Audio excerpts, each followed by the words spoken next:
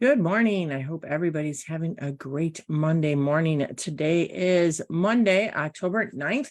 Walked a little bit of a late start today. My apologies, a little bit of computer issues. And then I had a couple items I thought would take a couple minutes this morning that took a little bit longer than expected. That tends to happen these days. Well, the weather has changed and we're not quite in summer anymore, definitely in fall. The mug of the day that I have today, I got this in Disney when I was visiting my son in Japan, and it is a tomato soup cup, and nothing says fall than a bowl of tomato soup and grilled cheese in my household. When I was growing up, that was our staple. A couple things that really come across our desk from time to time. We noticed that the Bears won last week, so congratulations to the Bears. And but we also have to realize that we lost a very famous Bear last week as well. And Dick Butkus, Hall of Fame linebacker, and he was a Bears legend, passed away at the age of 80. So those of you along the same age bracket that I am, remember the Bears, the 1985 Bears. He was Dick Butkus was he was like the ultimate Bear. He passed away in his sleep overnight. So definitely that's pretty much how I would say a lot of people would want to go. But he definitely embraced the Bears. So he was born in Chicago, played his entire football career in the state of Illinois. He was a star at Chicago Vocational High School, then as a two-time All-American at Illinois, finally as an all-time Bears legend. So he had 9 years with the Bears. He was five-time first-team All-Pro selection and an 8-time Pro Bowl honoree. He totaled 22 career interceptions, 27 fumble recoveries, one of which was run back for a touchdown, 49 total career takeaways, ranked second in the franchise history. And he even kicked extra points and ran back kickoffs occasionally. He was known as one of the fiercest tacklers of the NFL. And he was 6'3" and 245 pounds. So he was considered rather massive for a middle linebacker. So overall, Butkus, the third overall choice in the 1965 NFL draft, during which they selected fellow Hall of Famer Gale Sayers with the 4th overall pick. So definitely Butkus was enshrined in the Football Hall of Fame in 1979. He was also named to the Chicago Football Hall of Fame in 1983. So the Butkus Award was founded in 1985. So definitely it's kind of fun. He stayed in the spotlight a little bit. He was on TV shows, MacGyver, My Two Dad, Half Nelson, Big Thunder, Bears radio announcer for many years. And definitely he will be remembered. And the Bears did win last week. So congratulations to them. That was quite the win, quite the game. So finally we can all be a little bit more happier than we were before that game last week. A couple things that really come across our desk, and it's not statewide, but it is interconnected. But there's the devastating news with regards to the violence in Israel and Palestine. I saw the images on the TV last night, and it's beyond words. But the war in Ukraine still coming on, and then this violence. It's on the state level. Granted, it's not directly impacting us, but we have a lot of immigrants, and we have a lot of individuals that call Illinois home. And they have family and friends over there in Israel and Palestine, and it's just devastating. And my heart goes out to them with just the destruction and the violence that's going on over there. It's very, very disappointing. So I just wanted to start with those bits of information. that you may or may not know. And then I just realized I did not have my other computer here going. So there we go. What else is going on? So let me pull up a couple notes that we have to share with you today. One moment. I have my notes on my computer, and truth be told, I sometimes have a lot of tabs open. I don't think anybody has that issue that I do. You know, I have a lot of tabs open, and sometimes I lose the tab that I was on. One of the things that we did, just to recap, in the office for the month of September, we did our annual Cups bra drive. And so it's a unique, really a unique drive. And it was started by a wonderful individual that I have known for a long time. And she realize that victims of domestic violence and those that are in homeless shelters, they don't always have, if you're a female, they don't always have the the undergarments that they need. So she does a Cups drive, and Cups stands for a commitment to uplift with purpose and service. And it was a bra drive. So we did this in September. We collected 76 new gently used bras. And we just are really, really always really humbled and appreciative of the community taking the time out. We sent the donations, some to Hesed House, some to Mutual Ground and other organizations. And then you can go to cupsbradrive.com. So definitely thank you all. We will be turning right around and starting to be a Toys for Tots donation site. So we will be getting our box soon, and definitely collecting toys. Last year, we collected so many toys. The boxes were overflowing. It's a wonderful, wonderful initiative, and, started by the Marine Corps, but Toys for Tots is great. So definitely keep an eye out for that. Today, we're looking at Columbus Day, Indigenous Peoples Day, second Monday of October. We both look at it for Columbus Day and Indigenous People Day. Columbus Day coincides with Italian American Heritage Month and celebrates the contributions of Illinois' Italian American community. So definitely that is something that we are looking at. And in addition to that, it's Indigenous Peoples Day.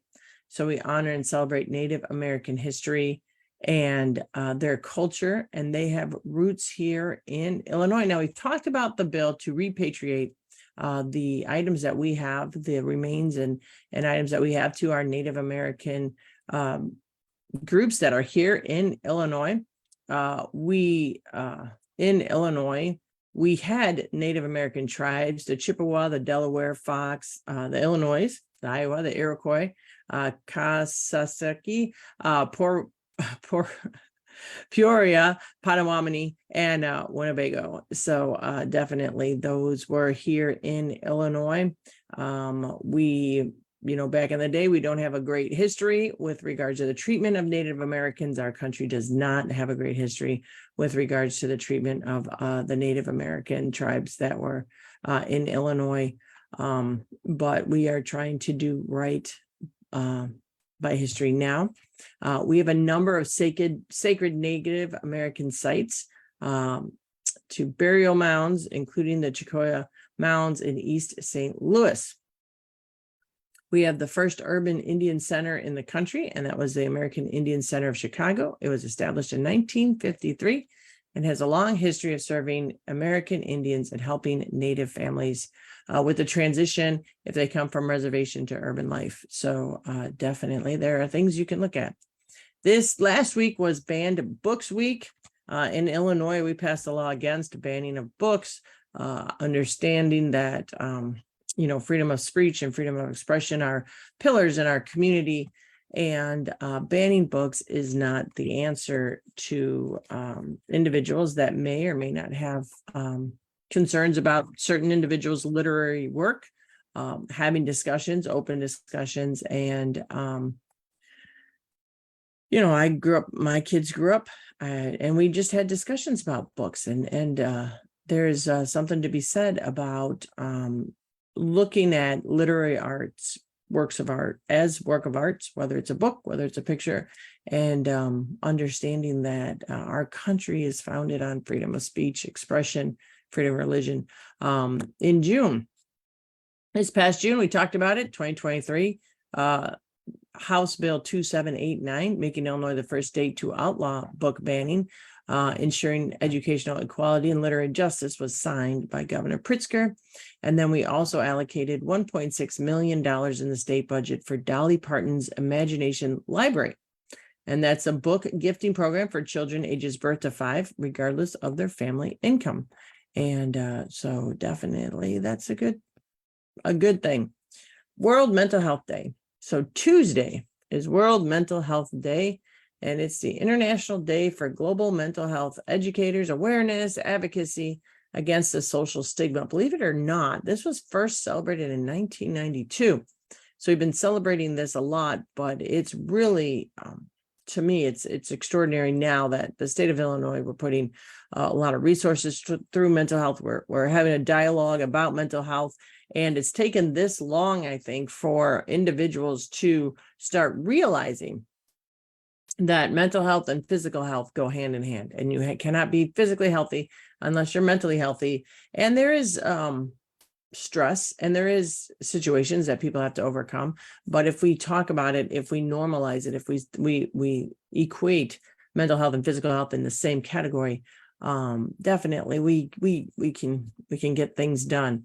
We're looking at, the right to be protected from mental health risks, accessible quality care, and inclusion in the community.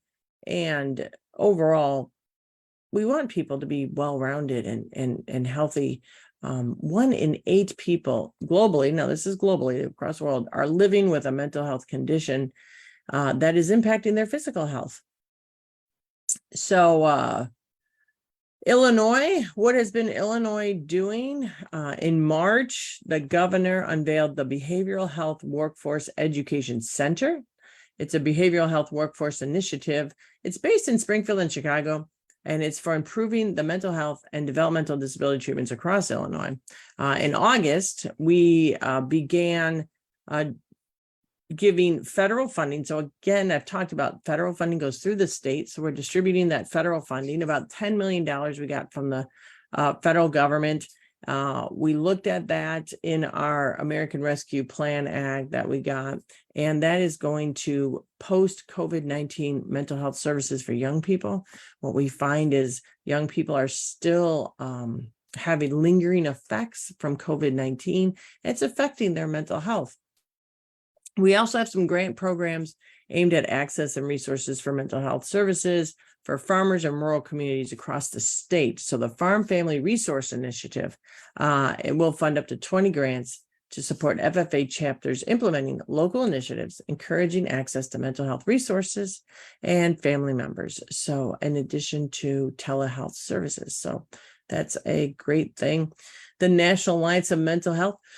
If you don't know about NAMI includes Teenage Young Adults Helpline, and they are helping out. So they have a lot of specialists. We have a NAMI here in Kane Kendall. There's a NAMI in DuPage County.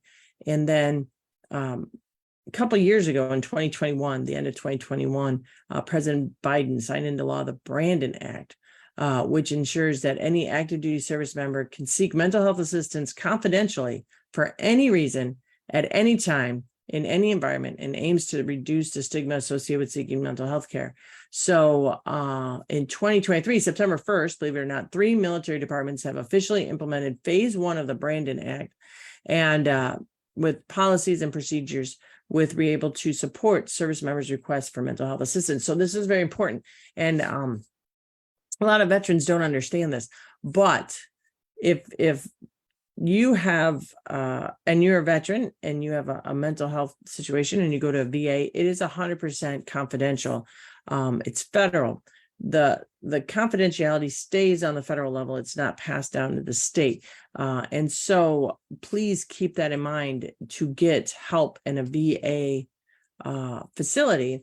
and if you're like concerned or for some reason you believe that if you go to a private doctor here in Illinois that some of your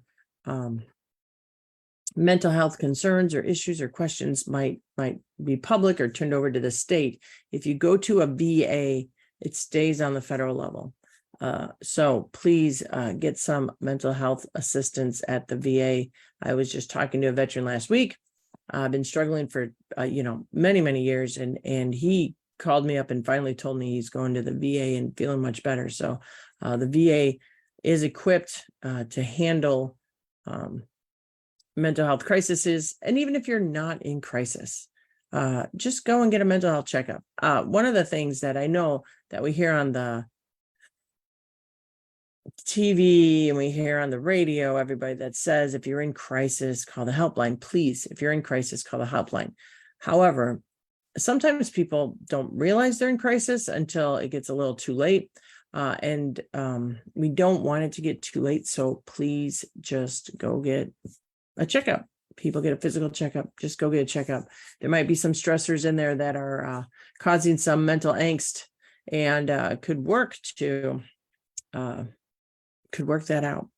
And so if you work out those things that are causing mental angst right now, they won't fester, they won't balloon, and they most likely will help improve your mental health state.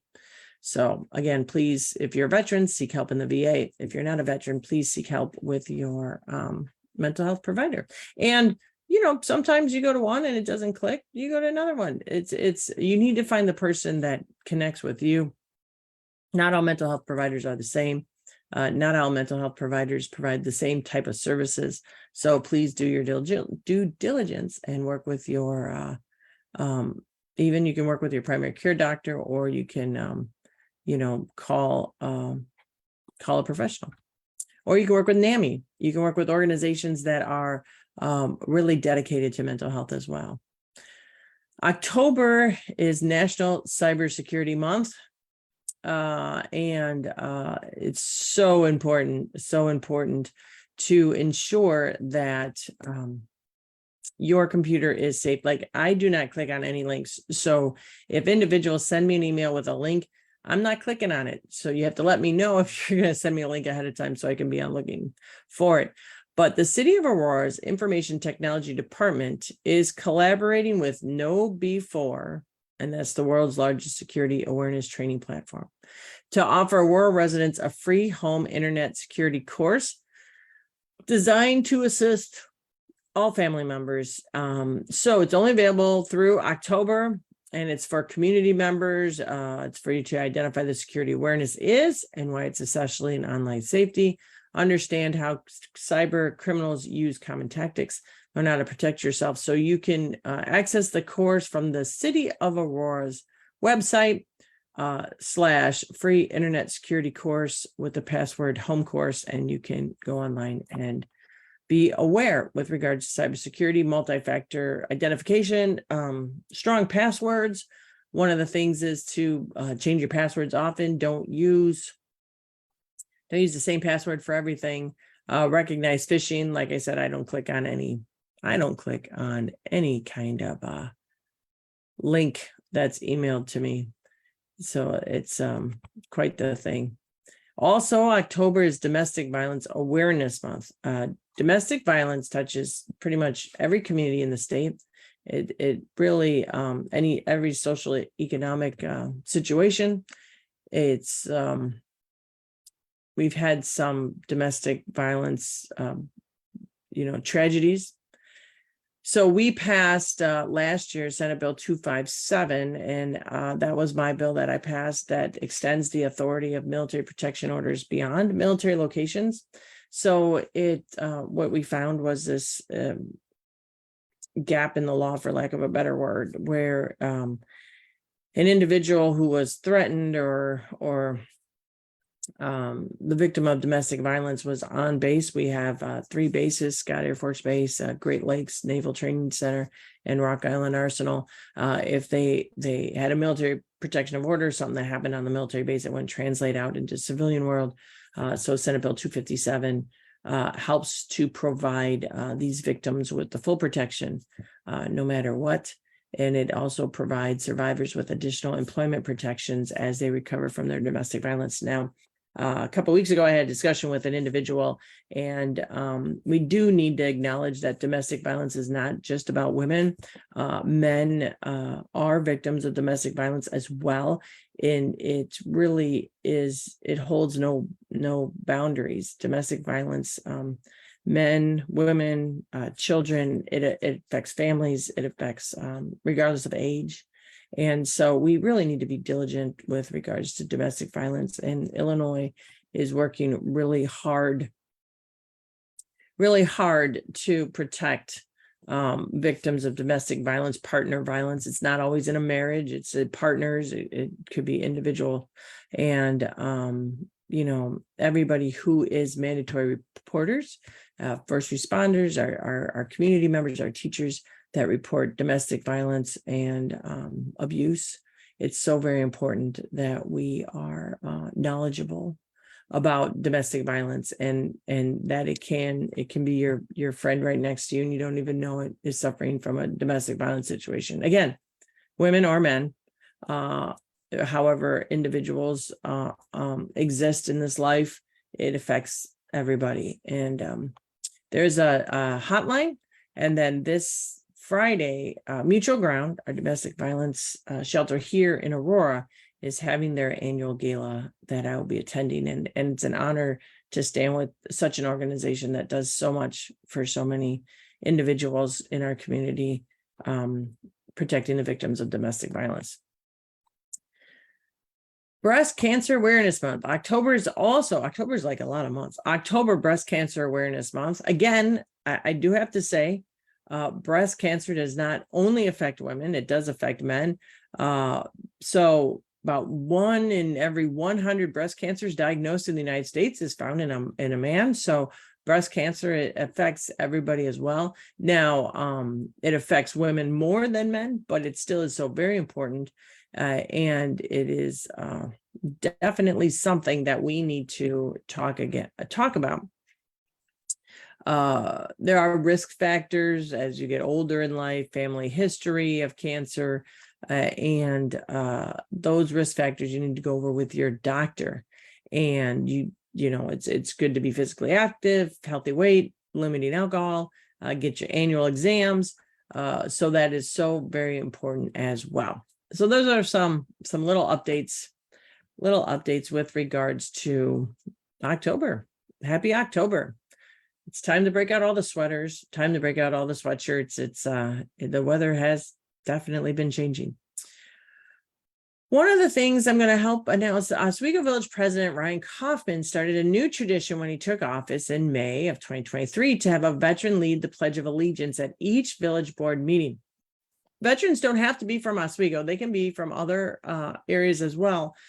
And the village board meeting takes place at 7 p.m. on the first and third Tuesday of each month at the Village Hall on Parkers Mill Road here in Oswego.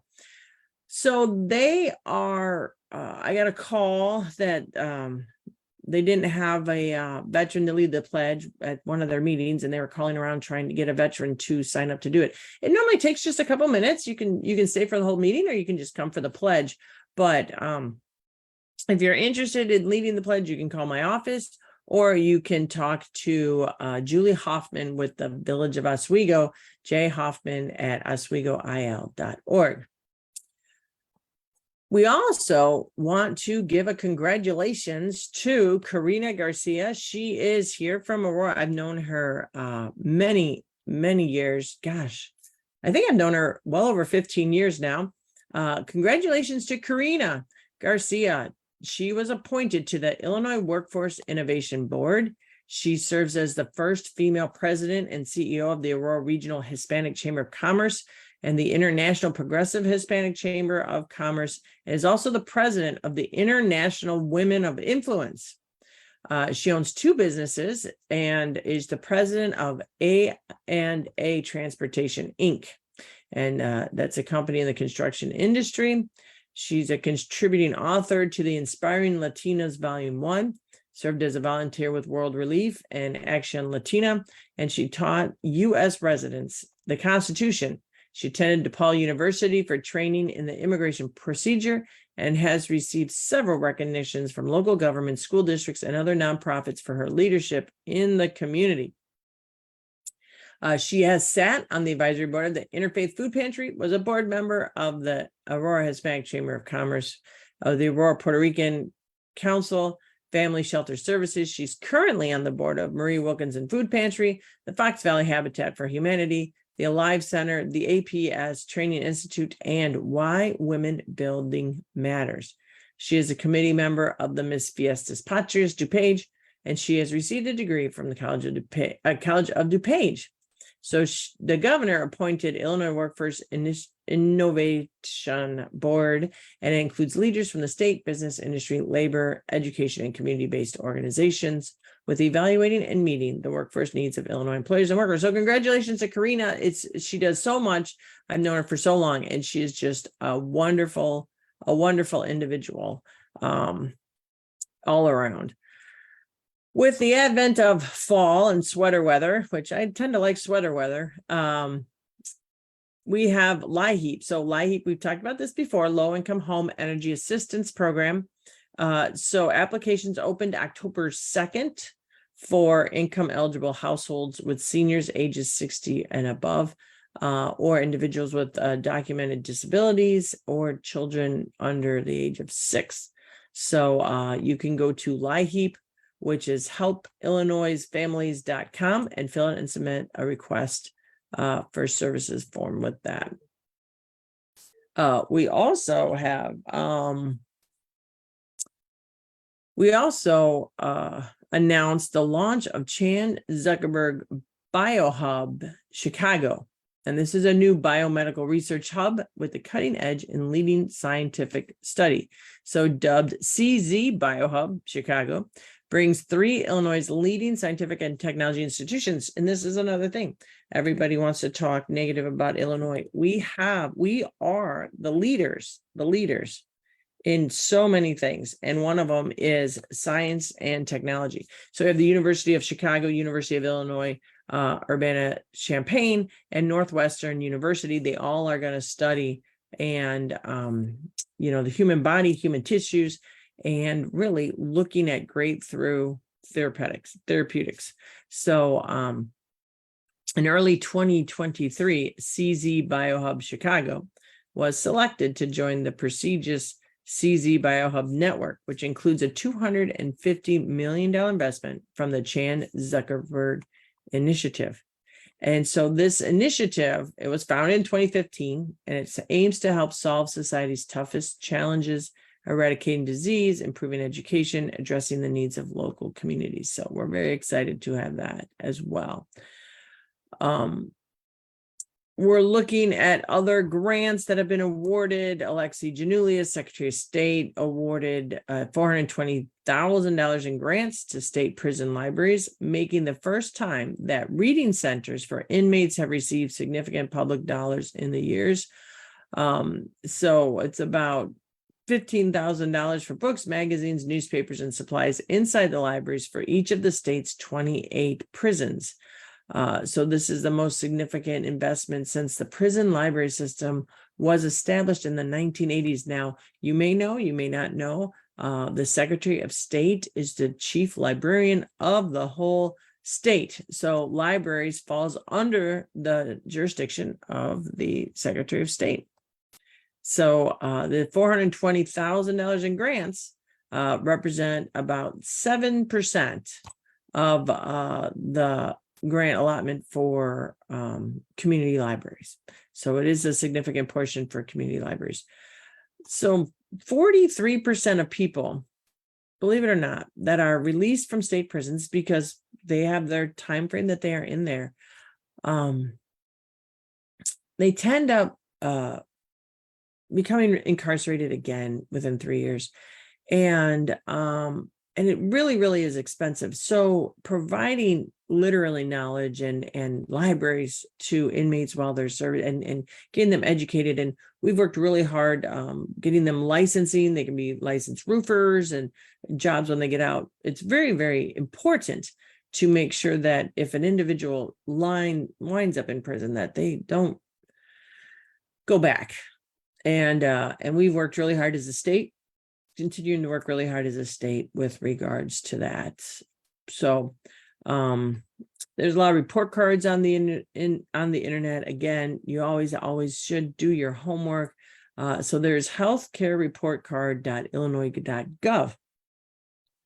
Includes updated Illinois public health community maps, county level information. And so this is to help Illinois residents to get insight on pretty much the healthcare. So the Illinois Hospital Report Card tracks over about 150 things for hospitals across Illinois.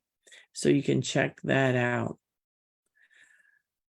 Also, we are, and this was just announced last Thursday, so this is really exciting. On Thursday, we got over a $16 million grant from the U.S. Department of Energy for Grid Resilience State and Tribal Formula Grant Program to help our small municipalities and co-op utilities improve power grid reliability and help mitigate the impacts of our extreme weather. So we're just one of 11 states. There are 2 territories, 20 tribal nations that were selected for the program in the 8th round of funding last week. So what we do is we receive these funds, and then the Illinois Finance Authority is going to look at a competitive selection process to identify projects that focus on reliability, resiliency improvements. So we get this grant money in, and we're going to be helping to support access some of our rural areas. And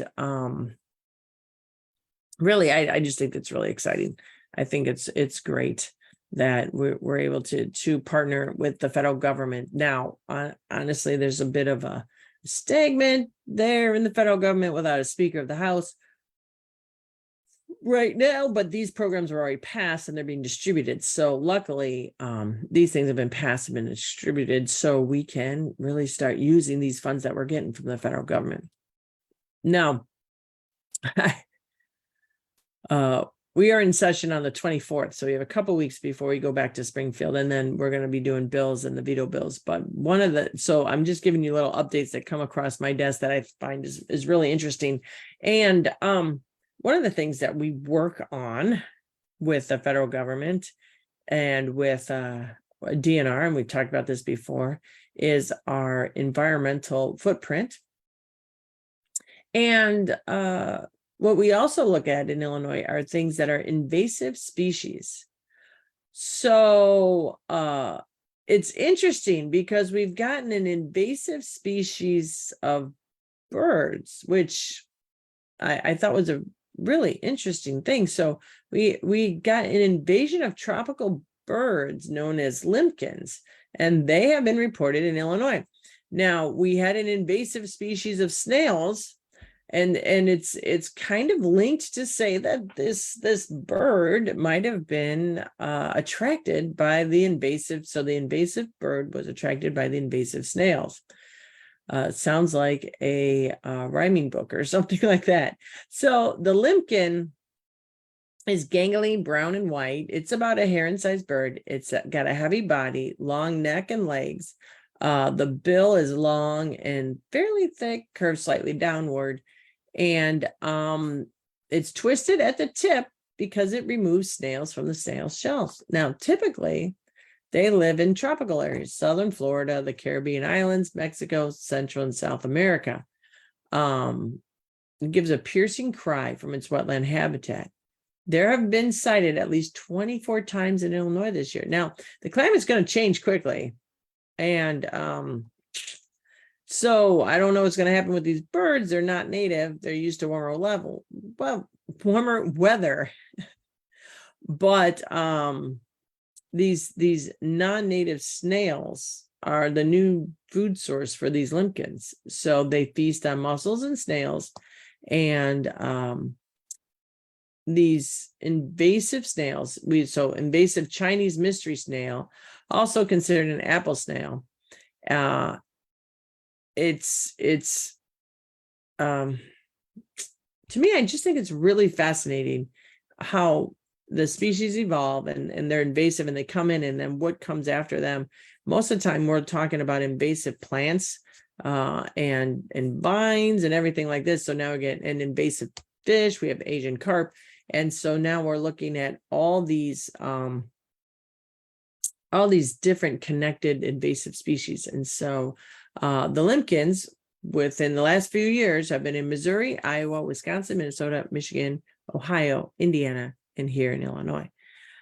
So we don't know what's going to happen when the cold weather comes. They're not really migratory. So, and they might not have a clue what happens in wintertime. So we're not really sure about that. But it's just interesting how the environment is so intercorrelated with regards to these species, invasive species and the like. And just giving a shout out to Bob Dunn for joining us this morning. Thanks for coming out, or thanks for zooming with us on Facebook, Bob. Hate speech. We did have an incident, I want to say a week or so ago, that was discovered that an individual at a local school burned the Quran. Now, it was over the summertime. It didn't happen on school property, and the school district has informed me that they are taking actions with regards to hate crimes and acts of hate, anti-Semitic acts, racist propaganda campaigns. It's really disheartening. One of the first pieces of legislation that I worked on was an anti-hate law that would stress working together, and it elevated the hate crime as an extenuating circumstances and a lot of other things in that bill. But it's become apparent, and it's disappointing, and we need to always disavow actions of hate against any kind of group. It has no place in our society. There's not much I can say except for it is no place in our society.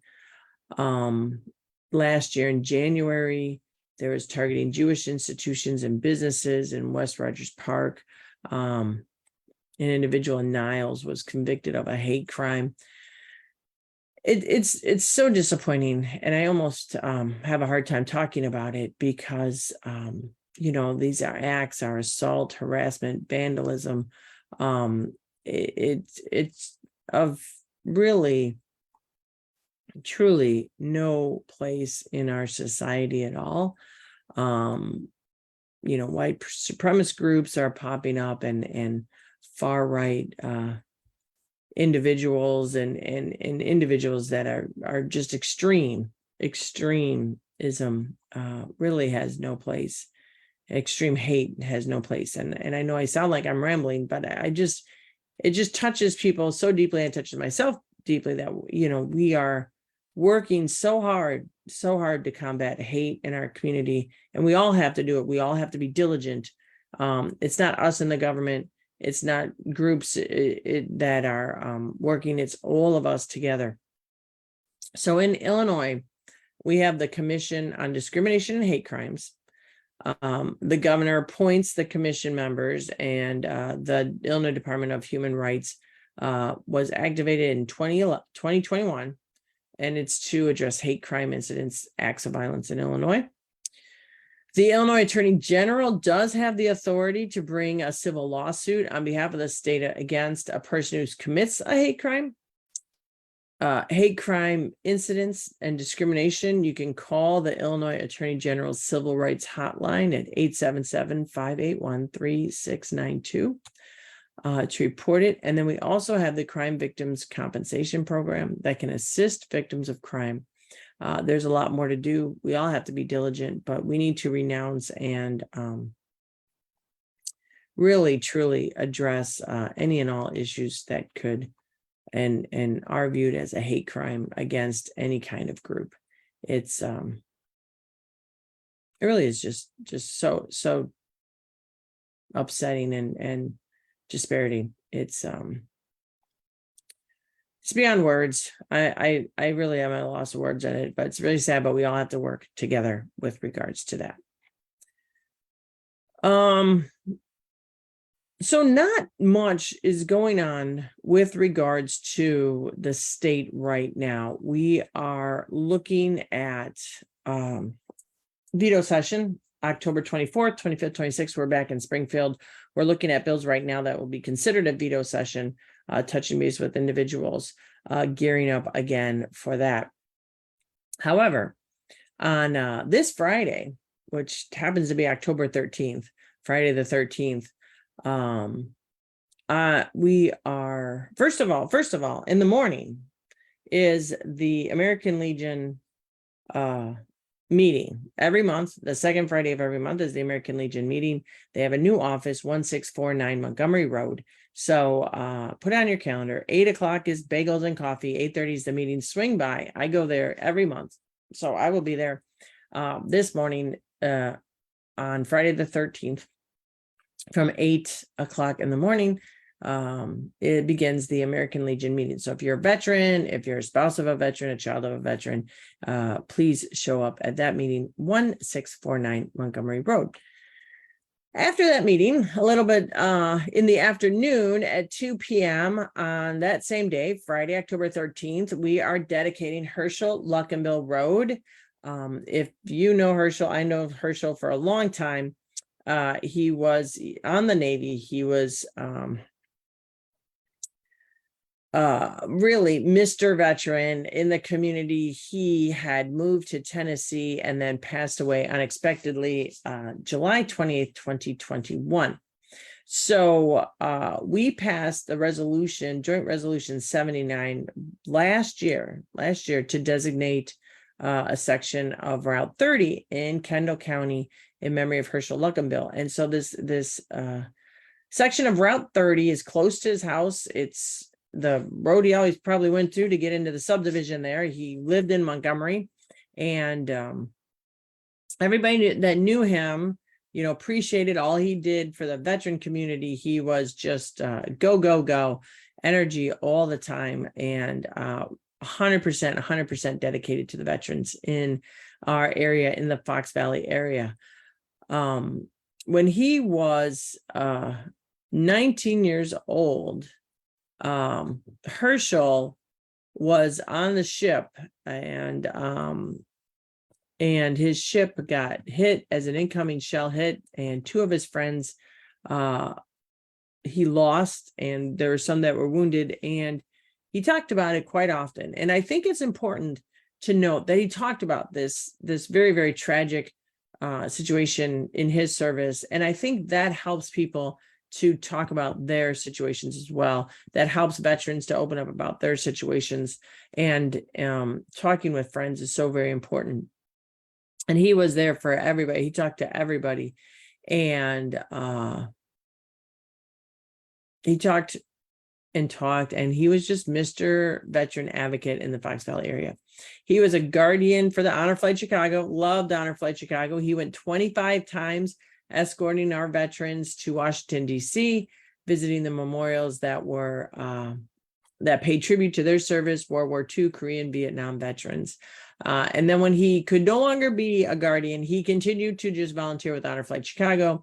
He worked to bring the Vietnam Moving Wall to Aurora and to Oswego, as well as the Middle East Conflict Wall in Oswego. He ran the Fox Valley Veterans Breakfast Club. Now, those that have been around a while in the veteran community, some of you can remember that the Fox Valley Veterans Breakfast Club was started by former Senator Bob Mitchler, and it was at Bill's Restaurant in the back corner in the room there. And I've been going to the Fox Valley Veterans Breakfast Club ever since then. In 2008, Herschel took over the leadership of the Fox Valley Veterans Club, and it's moved around to several different places. Right now, the Fox Valley Veterans Club is in Oswego, at the Oswego American Legion there. the first and third Thursday in the morning. So there's been and it was started, and I would talk to Senator Bob Mitchell about this. It was started because while the organizations such as the American Legion, they do a great job, what Bob Mitchell found is that some veterans just want to show up and have coffee and just meet for breakfast.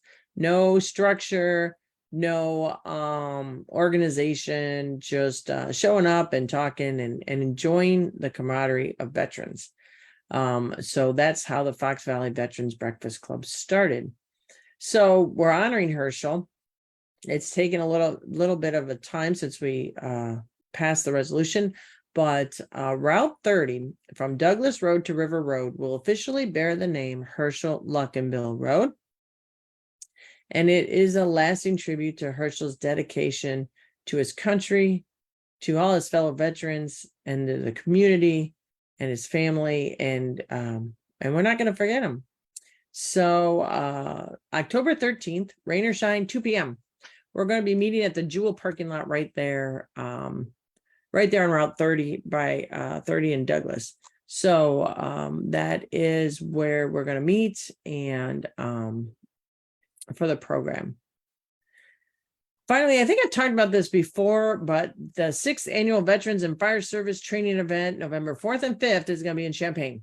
So I believe last week I might have touched on this. I can't recall exactly, but U.S. Armed Forces veterans who have also served or are serving as a member of the fire service. It's an annual event designated for you. Veterans in the Fire Service Day will offer a day of hands-on live fire training activities.